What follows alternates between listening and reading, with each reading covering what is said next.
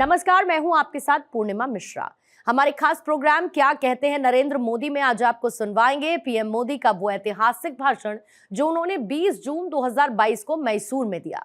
अपने भाषण में प्रधानमंत्री ने कहा कि बीते 7 दशकों में कर्नाटका ने अनेक सरकारें देखी, देश में भी अनेकों सरकारें बनी। हर सरकार ने गांव, गरीब, दलित, वंचित, पिछड़े, महिला, किसान, इनके लिए बहुत सारी बातें की, कुछ ना कुछ योजनाएं भी बनाई, लेकिन उनकी पहुंच सीमित रही, उनका प्रभाव सीमित रहा और उनका लाभ भी एक छोटे से दायरे में सिमट गया। कर्नाटका देश के उन राज्यों में से एक है जहां देश की आर्थिक और आध्यात्मिक संपन्नता दोनों के दर्शन एक साथ होते हैं। अपनी पुरातन संस्कृति को समृद्ध करते हुए हम कैसे 21वीं सदी के संकल्पों को सिद्ध कर सकते हैं, इसका कर्नाटका एक उत्तम उदाहरण है। और मैसूर में तो हिस्ट्री, हेरिटेज और मॉडर्निटी का ये जो मेल है वो चप्पे चप्पे पर दिखता है। इसलिए अंतर्राष्ट्रीय योग दिवस के रूप में अपनी विरासत का उत्सव मनाने और दुनिया के करोड़ों लोगों को हेल्दी लाइफस्टाइल से जोड़ने के लिए इस बार मैसूरू को चुना गया है। कल दुनिया के कोटि कोटि लोग मैसूरू की इस ऐतिहासिक धरती के साथ जुड़ेंगे और योग करेंगे। भाइयों और बहनों, इस धरती ने नलवाड़ी कृष्णा वाडियर, सर एम विश्वेश्वरैया जी, राष्ट्रकवि कुवेंपु जैसे अनेक महान व्यक्तित्व देश को दिए हैं। ऐसे व्यक्तित्वों का भारत की विरासत और विकास में महत्वपूर्ण योगदान रहा। हमारे इन पूर्वजों ने सामान्य जन के जीवन को सुविधा और सम्मान से जोड़ने का रास्ता हम सबको सिखाया है, दिखाया है। डबल इंजन की सरकार कर्नाटका में पूरी ऊर्जा के साथ कंधे से कंधा मिलाकर ये काम कर रही है। सबका साथ, सबका विकास, सबका विश्वास और सबका प्रयास।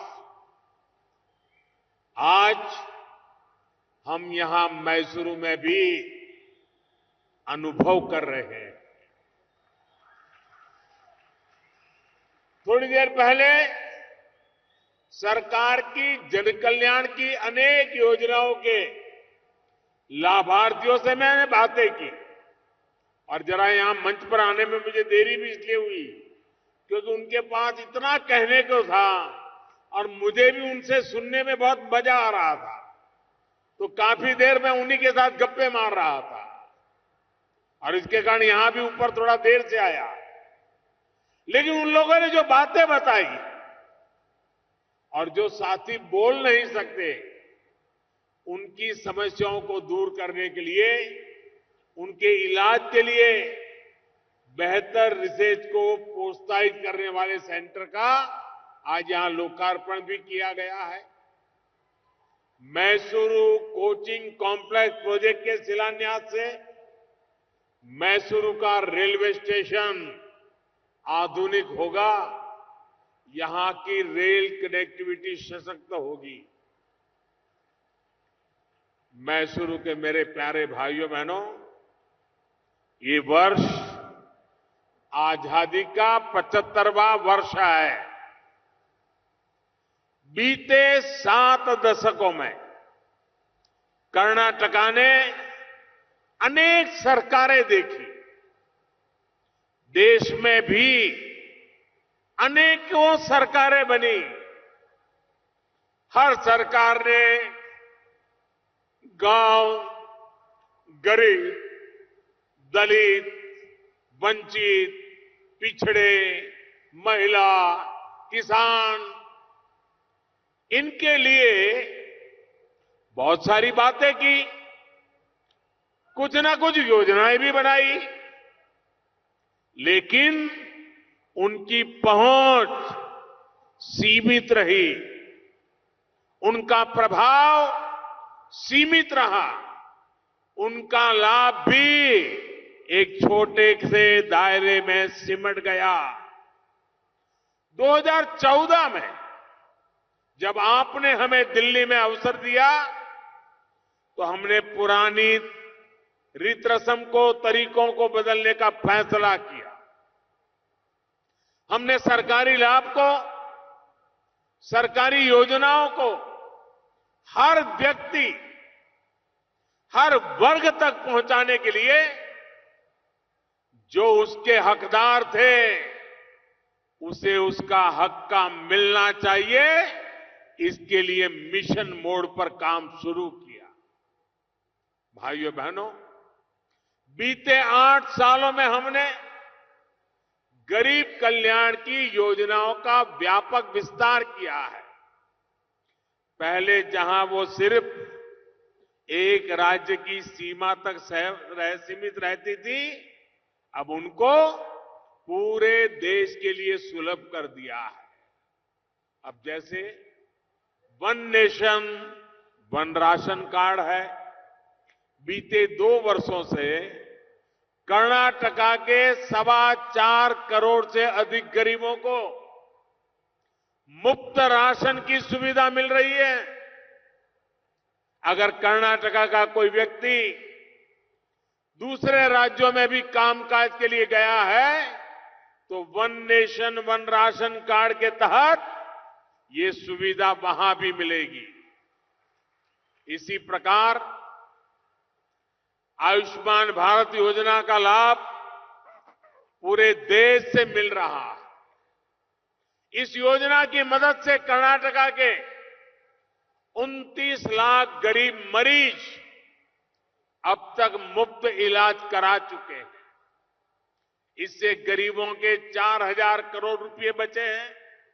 अभी मुझे नीतीश करके एक नौजवान मिला नीचे, उसका पूरा चेहरा एक अकस्मात के कारण से बर्बाद हो गया था।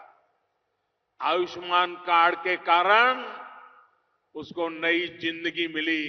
वो इतना प्रसन्न था, आत्मविश्वास से भरा हुआ था, क्योंकि उसका चेहरा पहले जैसा फिर से बन गया है।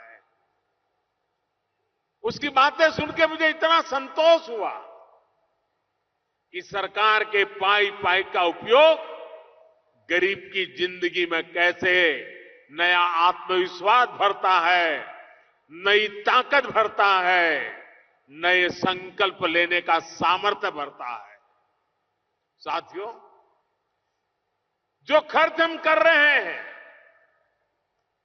अगर वो पैसे सीधे उनको देते तो शायद वो इलाज नहीं करते। इस योजना के लाभार्थी किसी और राज्य में भी रहते हैं तो उन्हें वहां भी उनका पूरा लाभ नहीं मिल रहा। साथियों, बीते 8 वर्षों में हमारी सरकार ने जो योजनाएं बनाई, उनमें इस भावना को प्राथमिकता दी गई कि वो समाज के सभी वर्गों, समाज के सभी क्षेत्रों को, देश के हर कोने को छुए, हर कोने में पहुंचे। एक तरफ हमने स्टार्टअप पॉलिसी के तहत युवाओं को अनेक इंसेंटिव दिए, तो वहीं किसानों को पीएम किसान सम्मान निधि का पैसा भी आज लगातार पहुंच रहा है।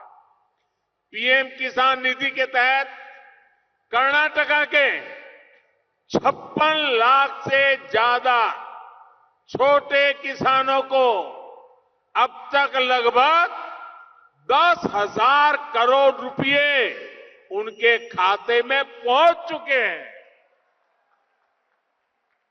अगर हम देश में उद्योगों और मैन्युफैक्चरिंग को बढ़ावा देने के लिए लगभग 2 लाख करोड़ रुपए की पीएलआई योजना बनाते हैं, तो वहीं मुद्रा योजना, पीएम स्वनिधि योजना और किसान क्रेडिट कार्ड अभियान के जरिए छोटे उद्यमियों, छोटे किसानों, पशुपालक और स्ट्रीट वेंडर्स को बैंकों से आसान ऋण उपलब्ध करा रहे हैं। आपको भी ये जानकर अच्छा लगेगा कि मुद्रा योजना के तहत कर्नाटका के लाखों छोटे उद्यमियों को 1,80,000 करोड़ रुपए से अधिक लोन दिया गया है। पर्यटन स्थल होने के कारण होम स्टे, गेस्ट हाउस, दूसरी सर्विसेज देने वाले साथियों को इस योजना से बहुत मदद मिली है। पीएम स्वनिधि योजना से भी कर्नाटका के 1.5 लाख से अधिक स्ट्रीट वेंडर्स को मदद मिली है। भाइयों और बहनों, बीते 8 सालों में हमने सामाजिक न्याय को प्रभावी लास्ट माइल डिलीवरी से सशक्त किया है। गरीब को आज ये विश्वास हो रहा है कि जिस योजना का लाभ पड़ोसी को मिल चुका है, उसका लाभ आज नहीं तो कल उसे भी जरूर मिलेगा, उसकी भी बारी आएगी। सैचुरेशन यानी 100% लाभ, बिना भेदभाव के, बिना लीकेज के लाभ का भरोसा आज देश के सामान्य परिवार में मजबूत हुआ है। जब कर्नाटका के 3.25 लाख गरीब परिवारों को पक्का घर मिलता है, तो ये भरोसा और मजबूत होता है।